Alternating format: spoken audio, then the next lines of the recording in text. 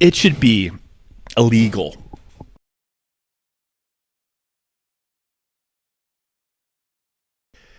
to dump all of your pills out when you check your luggage.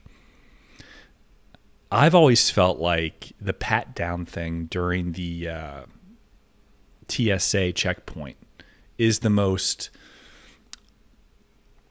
inhumane violation of privacy and your like general like like civility as a human being functioning as a member of society. To when they first had you take your shoes off, they put your hands over your head, have these strangers pat you down as if you have like a bomb strapped to you or knives and you're like under your balls, and they look at your stuff. They take this like kit to see if there's like, I don't know, explosive residue, probably not cocaine. Maybe it tests all of it, but they go over all your bag.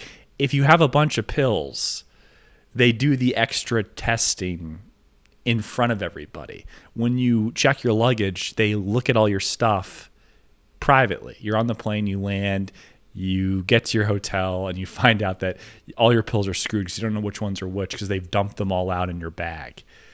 And they like tested one to see if it's cocaine.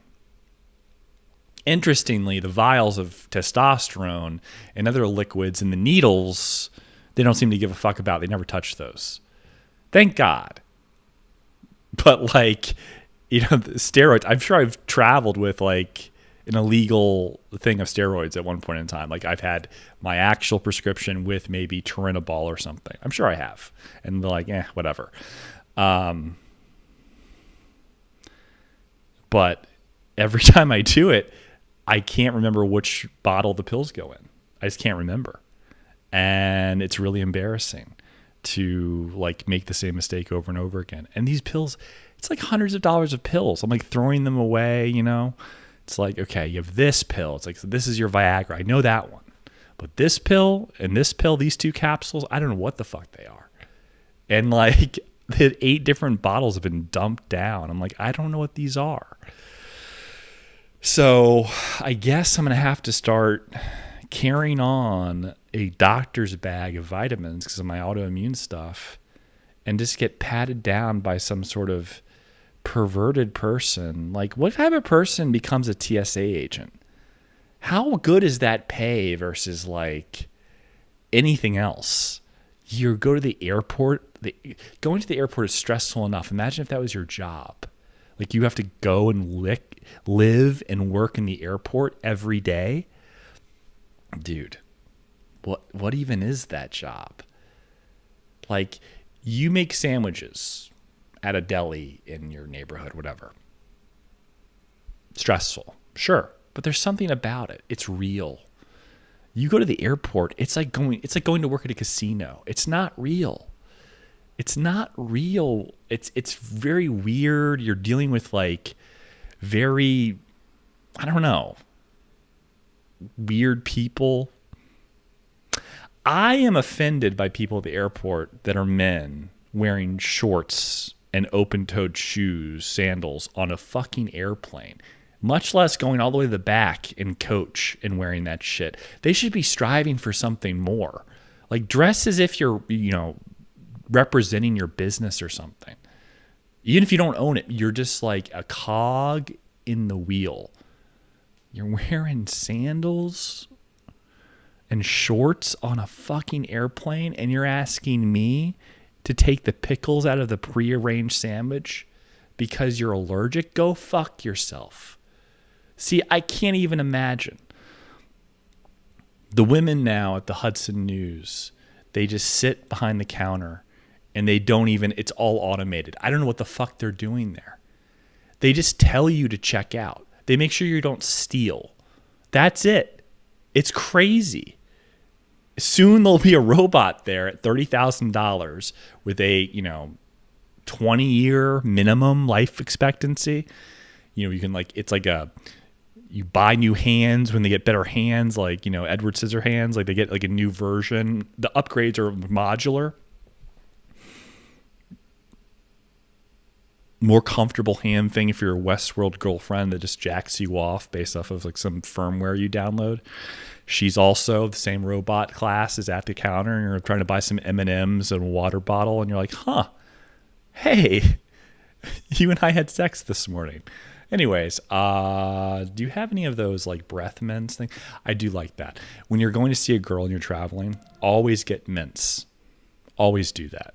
Get like the dissolvable little things. What are they called? They're little strips or squares. Those are great to have. You want to do that. Somehow it's like you're just slovenly when you get off an airplane. You've been through like public transport. It's very unattractive. You want to be like your best to some degree. Your breath can be good, nice and minty, winter greenish. International is nice because you can like shower. They have like nice showers, JFK Lounge. They have like the Emirates Lounge area. They have the sushi and all that stuff. It's really good. It's like really nice. But like domestic travel, unless it's like New York to LA and vice versa, is just disgusting. First class isn't interesting. It's pointless. It's absolutely pointless. There's no benefit in there. There's a certain jet, the 737 that American Airlines has, that awful. Never has like their Wi-Fi comes on like 30 minutes into the flight after you're over 30,000 square. So it's really like 50 minutes into the flight. It's not very luxurious, but they have truly flat beds. They do. From New York to LA, that they have that. If you're so inclined to pay $5,000 to $6,000 a month and live in New York for rent and pay the taxes, you can go visit your friends that are working actors in LA, working / seeking arrangement / homosexual, weird entrepreneur / prostitute / waitress / she was on CSI for 2 episodes. You can go visit them. And you do it because they are always like, friends with someone like Phoebe Tonkin or someone. You go to a party and it's like Samara Weaving's fucking there. And it's just like, fuck, worth it. I was at a party in the hills and Kristen Ritter was there. And she looked like my fiance a little bit. My fiance is prettier than Kristen Ritter. Hope she doesn't see this, like more objectively more attractive. But they look similar, like Anne Hathaway, Kristen Ritter mix type thing. And I was like my fiance had passed away and I was like really upset and I had to leave the party. And Kristen Ritter saw that I was upset and asked someone, and they said, "Oh, you kind of look like his." And she was really, it bothered her. And she came out of the party and found me like walking like in the neighborhood. And we sat and we talked for like an hour and a half, I felt like. It's on a curb with like alcohol next, drinks. She went in and got me a drink and she came back out. She's a very, very nice person. I'm pumping up my fiance because of, that's what you're supposed to do, right? But she's great. I shouldn't disparage Kristen Ritter. I wonder if she went to Austin when James Van Der Beek passed away, because she was on that show, Don't Trust the Bee in Apartment 23. Still, residual cough. She plays a borderline young person kind of floating through New York in her 20s. Fabulous show. I love, it's very underrated. I was on a flight of mine once from Paris back to New York. And I was like, how is this on the plane? There was like 2 shows on the thing, the on demand, like maybe 2 television shows that were in English. That was one of them. And I don't even know if that even was on a legitimate channel. It was like 2 seasons, maybe 3.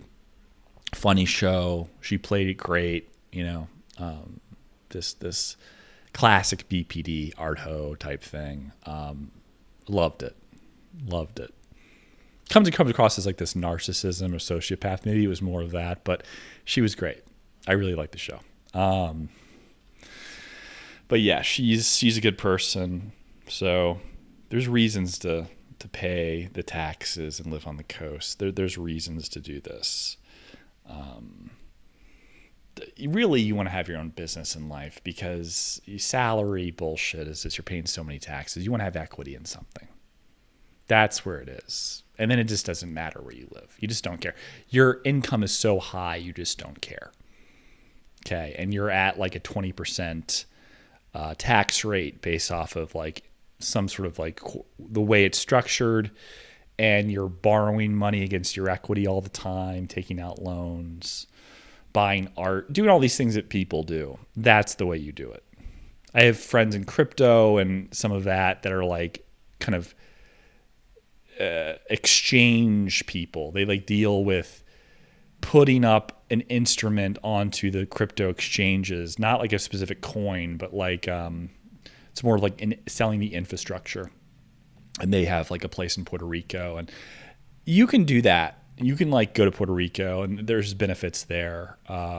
Digital nomadship is there, but you have to have a presence where the money is. You have to be able to go to New York.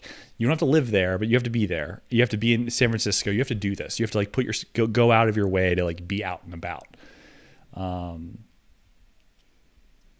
So, that's what you have to do. You have to like ingratiate yourself with people. People who are like, oh, I'm an actress. I moved to Austin, Texas. I'm like, oh my God, where did you move from? Please tell me it's from Omaha and it's just a stepping stone to LA. No, they moved from LA. No, bad. I had a relationship with someone recently. I do have I do kind of. They're in LA, and I've like thought about moving out of the country and stuff like this, and they can't leave LA. They're a writer. They love it. They've done a show. They've made a movie. They like it. They're not rich or anything, but they want to be where the action is. Even though the entire industry is dying, it's not romantic to them, to leave that place. They want me to move to LA.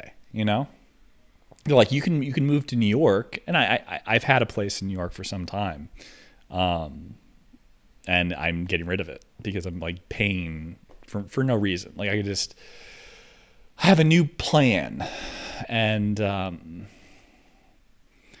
next 6 months we're going to figure out what it is, but this background will probably be different.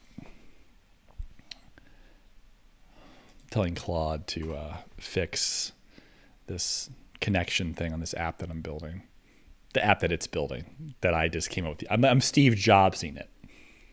Make a phone without a fucking keypad and figure it out. Thank you. Then it's like, oh, he's a genius. It's like, that is true though. The genius is in the idea. It's not in the execution. The execution has to be done. It's where the high dopamine thing becomes very difficult in life. You can't follow through because you're constantly coming with new ideas. If you're a bigger, broader stroked person with like, this needs to be done, if I think about how, or like I put myself into the details day in, day out, it narrows like your neuroplasticity. That's why you have to have a team. That's why you have to be like a team player, And then as a person, like with their own business, you have to like show people you lack the technical, and they have to respect you. So you're there till 11 o'clock at night. You're purposely working, showing them that I am beholden to you as an expert, subject matter expert in terms of the build. But the ideas, I'm that person. The sales, I'm that person. The money, the financing, I'm that person. I'm the one paying your salary.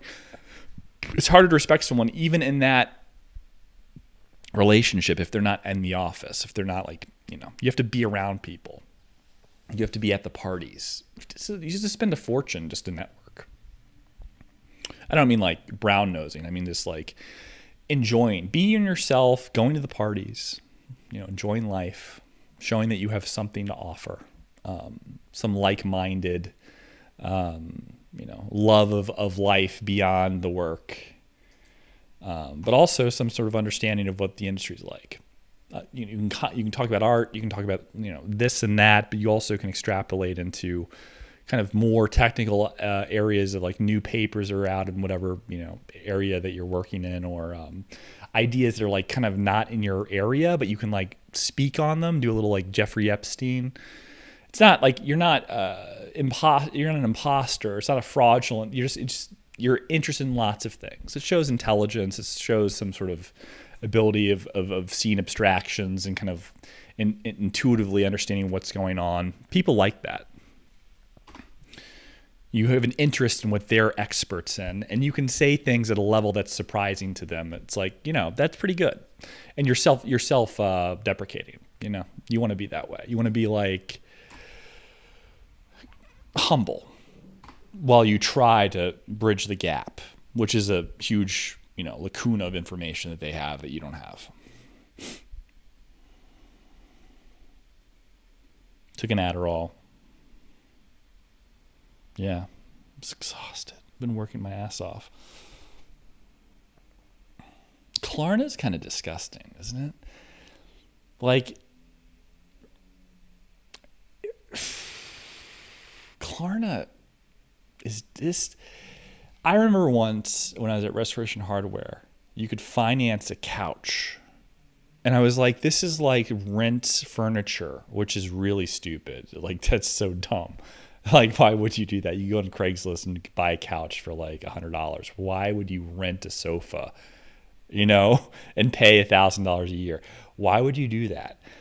But it's like this micro loan predatory thing where the IRR is so high. And for you don't feel it because it's like $500 spread out over 6 months or whatever it is. For them, it's like, they're making, 54% APR or something, whatever. And it's like, that's nothing. That's nothing. Extra $30, extra $15 a month. You don't feel that. That's just another subscription you're paying for. You're paying an extra $15 a month in interest to get the thing you want now. You just do it. And you're like, whatever. Because you're going to put in your credit card. What's the APR there? This whole thing, though, is just so disgusting. It shows the quality of life, your discretionary spending, the fact that that's like a thing that kids are using today. And they're using this, and they belong to a country club that their parents got them into through their junior membership. And they're making X amount of dollars. But it's like, in terms of scale from inflation, it's nothing like what their parents were making. They went to Yale. They went to Cornell. It's still not the same. Their dad was making 3 times as much money as them years ago. And they're still part of this sort of like primogeniture of upward mobility. But it's still not, in juxtaposition with the quality of life, not the same. It's just not.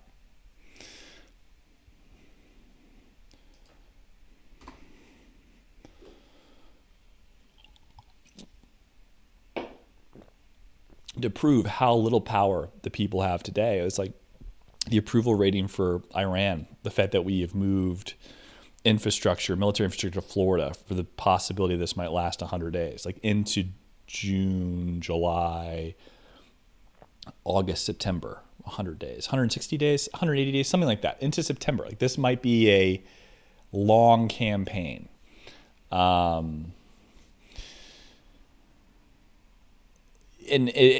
Trump's approval rating is low. The war's approval rating is low. They're not calling it a war, an operation. The people are more anti-Semitic, quote unquote anti-Semitic, or aware of Israel's influence than ever before. It doesn't matter. People are more aware of like how much life sucks for many, the quality of life, the work people are doing versus like the quality of life, the amount of slop that there's out there, the dopaminergic gimmicks and accoutrement to make people docile like Hindu cows that are actually angry in the streets. Again, people are getting hired to point at digital machines that are going to make their jobs obsolete. You have this fucking Dario Amodi guy selling his product to people that's advising the masses that most jobs will be like over because of this thing I created. And somehow he's like Merceau, like Camus, like, the messenger. Merceau is like watching the trigger of the gun be pulled but has no authority over its utility and being a murderous weapon against an innocent. It's like, you pulled the trigger. Why are you separating yourself? Like, this is inevitable. By the way, I am part of the problem. But yeah, this is your job and your future and your ability to make money is going to be like, it's deflationary because of this wonderful thing I created that's going to make human GDP per capita weaker and weaker. And I just want to tell you about it on this podcast. And it's like, why do we have to subscribe to the autistic homosexual, like, financier version of the future? We don't have to. We don't have to opt in. It's not an inevitability because you need users. We could just say no. Or no more ChatGPT payments, no more codecs, no thank you. Most of it's a gimmick anyway. Like, you try to use these tools to make something really interesting. I haven't seen anyone yet make like hundreds of millions of dollars off these tools. They're gimmicks. They're silly. They're I would say they're not very interesting. It's not that. Like, Apple computers is not going to be obsolete because of AI. It's just another like cog in the wheel of things. I think it makes the barrier to entry higher for most people to, build their own stuff because the playing field is just like leveled.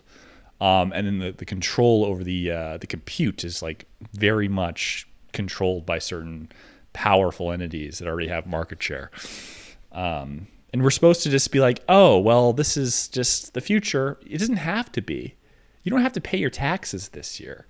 You don't have to do it. If everyone didn't, there's not enough jail cells. I'm just saying. They don't arrest you right away. It takes a few years. They want to see like repeated like avoidance, But if we all just say, you know what? We don't want AI. We don't want the U.S. government creating the regulation to make us feel better, because we see what the U.S. government's doing right now. It's a joke. It's a complete joke. See that Marine that has like his arm or hand broken? Again, I wrote about this. The actual delusion of like the Mockingbird program. It's a legacy program to like you make the public believe certain things. The public sentiment matters less than ever before because the power of the people has been stripped away through the digitalization of their engagement in society. Digital spheres of communication, the digital marketplace is a ruse of dopaminergic, repetitive bullshit, like circle jerk stuff online. It's not effectual. It doesn't do anything. People are more distant in society. They're so autistic now because of how online they are.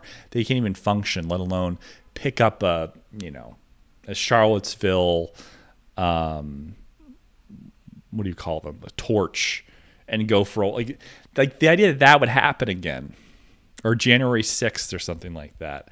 A real January 6th. We need more of those.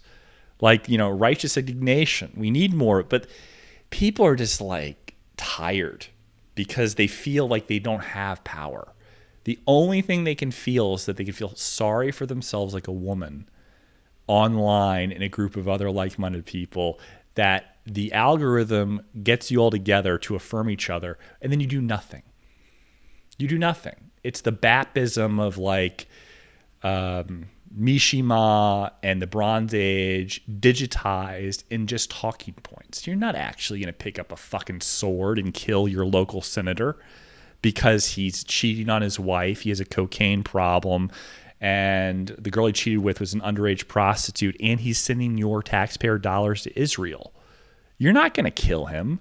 You're just going to talk about it online and maybe get a knock on your door from an FBI agent. That's about as far as you're going to go. That's the problem. You're so complacent, but you are under the guise that you're like doing something by talking to your, group of Nazis online.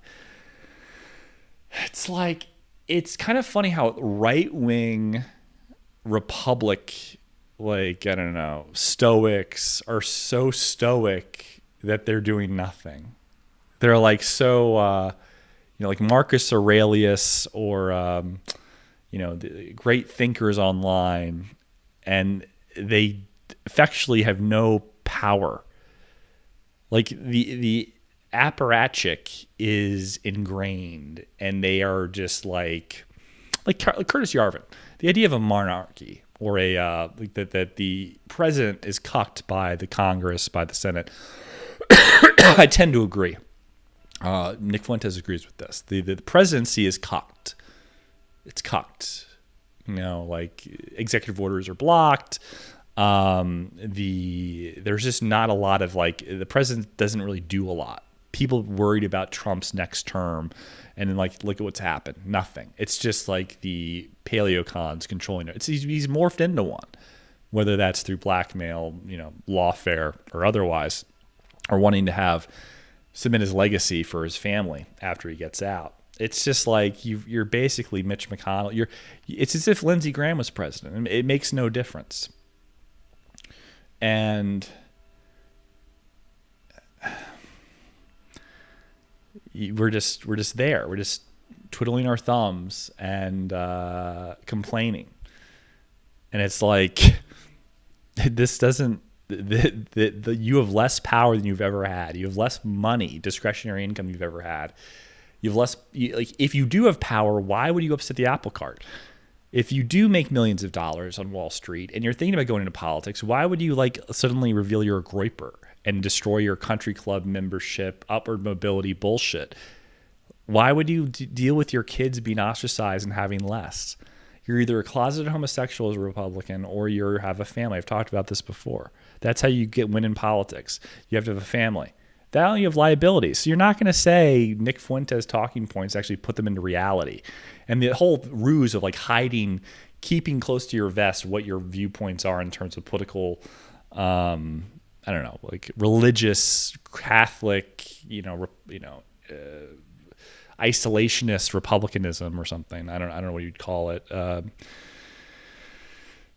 It's like everyone knows what you were like in prep school. Everyone knows your views. Everyone says this word. Everyone does this and that. You're not hiding things close to your vest with this 220 IQ, person who's an introvert that can keep their views and make tens of millions of dollars, hundreds of millions of dollars, and then have like-minded people also do that and decide to go into politics or invest in politics in a certain fashion that wouldn't alienate them from parties and from their clubs. See, it's all connected.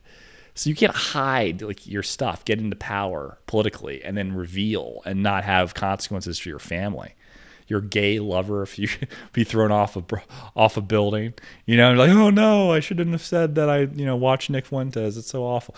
That's what it's like. Everyone has it's no power. It's like most people's civil disobedience is watching what they think Candace Owens videos or Joe Rogan or Nick Fuentes if they go that far. And I see the flaw. It's so obvious. It's so obvious. The West is that the United States has been done for a while. And it's get your money and get the fuck out. And it's Nick's getting his money. He's building his brand. There's no actual revolution. This is nonsense. This is just you are a disagreeable, effectually nonplussed, dissident who's taking the other side of the market share in political punditry, and that you're great at it, and and it's true, but it's a little ideological, little delusional to think that something actually is going to happen when the entire system is controlled by the people that you're attempting to overthrow, and without actual physical violence and a real revolution, that you're going to have these powerful people that have put multiculturalism into the vestiges of this socialist, new democracy, under the guise of equality and multicultural, diversity and all this bullshit. That's going to be reversed by a group of Catholics. No, it's not. It's not. The republic will fall. It'll be squeezed by the powers that be until there's nothing to squeeze. The United States will fall, and then things morph into other things. But the true idea would be for us to forgo our power as a world dominant, whatever entity, bring back the industrial complex in some capacity in the United States, whether that's in the digital world or otherwise, but not at the expense of the people living here. And that's where you have to make this trade-off with the US dollar is a reserve currency of the world, which insulates us and protects us, but at the cost of like the standard of living and things in the United States in terms of the quality of life and the people we have here by outsourcing our labor to like these Somalis. And then we have people on the other side play like this game of like how awful this fraud is and all this like weird diversity causing, horrible crimes in our inner cities are falling apart. It's like, this is like Goldman Sachs selling mortgage-backed securities that they package together that are toxic on one side of their business to their own clients, and on the other side betting against it. It's like this is so fake. It's so fake. We're going where we're going.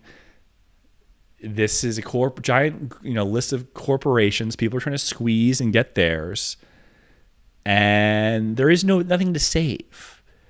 Like what exactly do you think you're fighting for? Technocratic middle class jeets coming to the United States, taking their jobs to write Claude code, like kiddie scripts on acid, and functionally, this is just not you're not saving anything. Also, like the race war nonsense is stupid. Like most people are retarded, including white people. Like the only group that actually does well in terms of ethno-nationalism is Jewish people. They're the best. They're like number one. And white people or like, white nationalists can only be so lucky.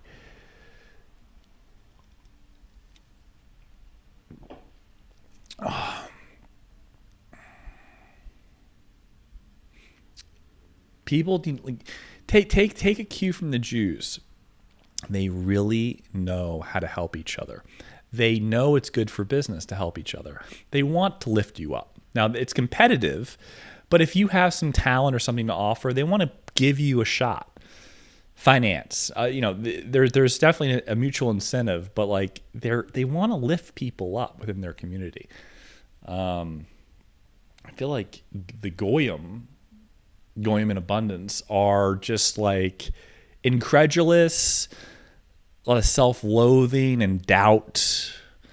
I don't know. There's a lot of like mediocrity in the thinking. It's not grandiose enough. There's something about the grandiosity, the narcissism of the ethno-supremacy in the Jewish population that's like so good for thriving. Like it's such a superpower. And the other side of it is like the Goyim are just like complaining about how corrupt things are. It's like, that's not interesting or insightful. It's getting to the position where you can benefit from the corruption or get away with being corrupt yourself, not like being like high and mighty, like I'm too good for that. No, you're not. And it's like the same people at the Wall Street protests, like Occupy Wall Street. It's the same liberal mindset of like, oh, these people are just capitalist pigs and they're awful. And they have this like fake, HR person from Goldman walk through the crowd and say, you know what, we need someone like you at Goldman. How about $700,000 a year? They leave their tenants and they say, yes, please, I'll do it. Of course. It's just like loser mentality. It's all fake. Sunday sermon. A little dark, maybe. Maybe it's a little too dark. I don't know. Hold on. Sometimes you feel like you're playing on chess.com and someone's just like, you're focused, but you're also like doing other things. And then you just make this retarded move and like give up your queen. That happens sometimes. You're like focused. You really want to win, but also you're doing something else, like coding or something, whatever. Playing another chess game, whatever, doing something with friends and like some group chat. And then there's that thing where like the person who's like losing the game, they disappear for, I don't know, 20 minutes or something. They come back and they kick your ass. Like that's not good either. Like that person's just cheating. They come back and they're like Magnus Carlsen. Hold on. Oh. Baratricinib makes you anemic. I think it like lowers red blood cells. It makes you tired. Maybe, or I'm just like working a lot. Yes. Okay, here we go. Maybe it's that.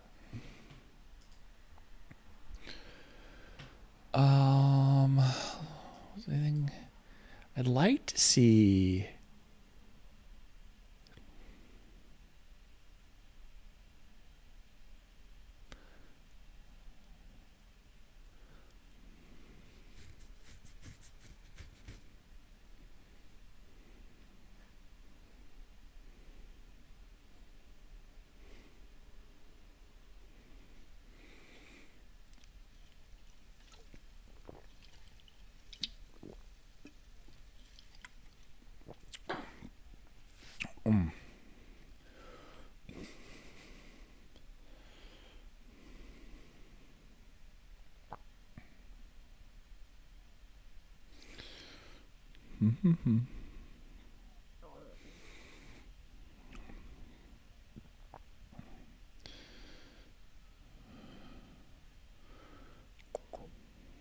Just looking.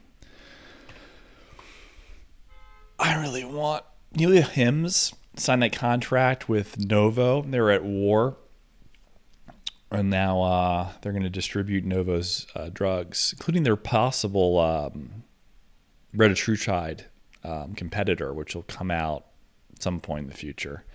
It's kind of crazy.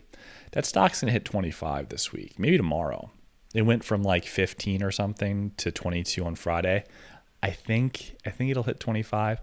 Could be one of those crazy things where it's up a lot in the pre-market and falls. You know, there's gonna this sell the news, because someone's gonna come out and be like, Lilly's kicking their ass. This is like stupid. I'm like, the distribution matters. The distribution matters. Does Novo have an oral coming out? Oral. Some people don't like needles, you know? Yeah, Wegovy's in a pill.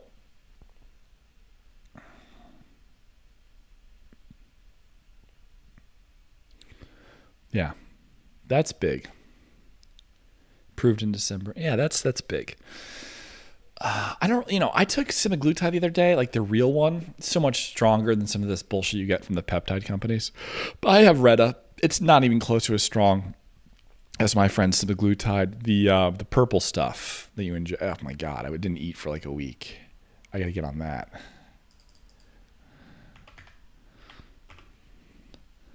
That stuff. How much is that?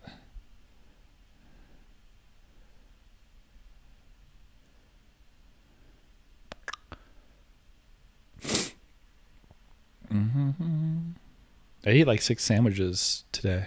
I've been eating like whatever I took. It's not working. But the real stuff definitely works. I don't know if it stays working. You have to keep raising your dose.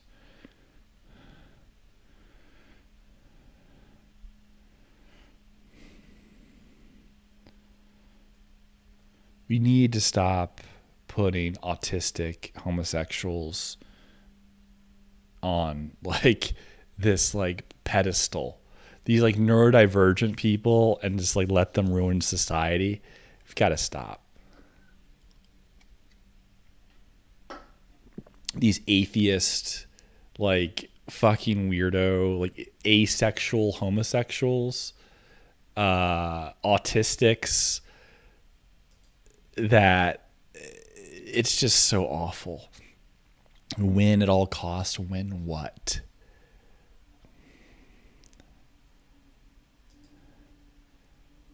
I think a lot. Just like get ahead in life in the future. It's gonna be like Gattaca. Gattaca is gonna be like, are you Jewish? Like that's the thing. It's like, is your mother Jewish? Okay, you can enter, sir. You know. Do you know who Wiesel is? Do you read Wiesel? Of course. Okay, good. Well, then you may enter. How many of like the burger places are like owned by Jewish people? You know, like the sloppy like burger goy shit.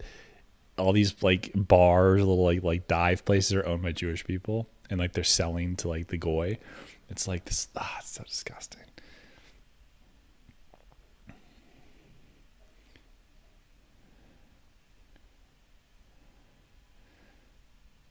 Carolyn Bessette was a violent, deeply disturbed cokehead with a humiliation fetish. Yeah, I bet she was awesome. I bet the sex was awesome.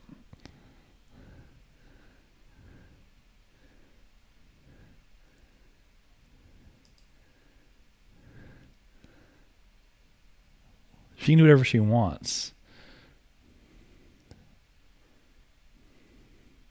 What happened to her?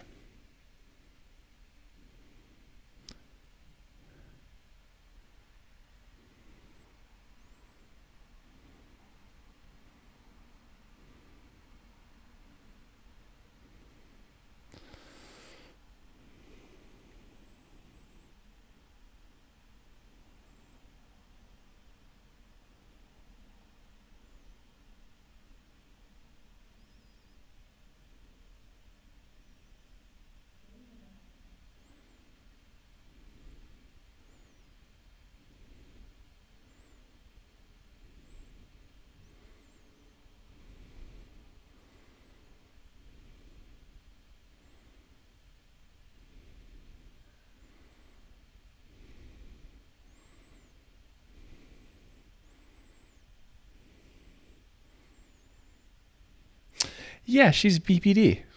I mean, this is just BPD.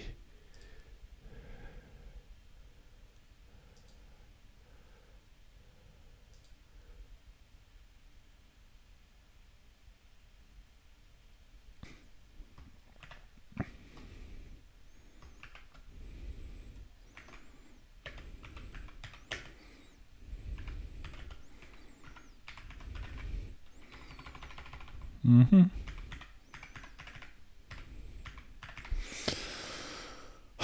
Oh.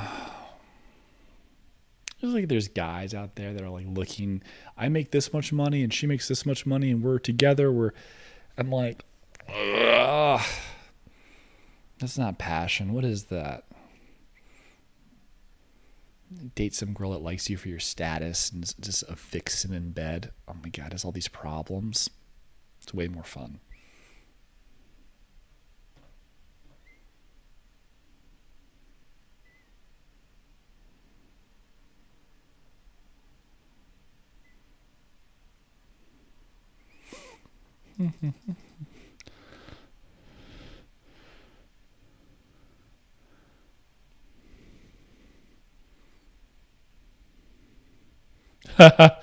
That's good. I can't wish her the best. She would end up with. Mama.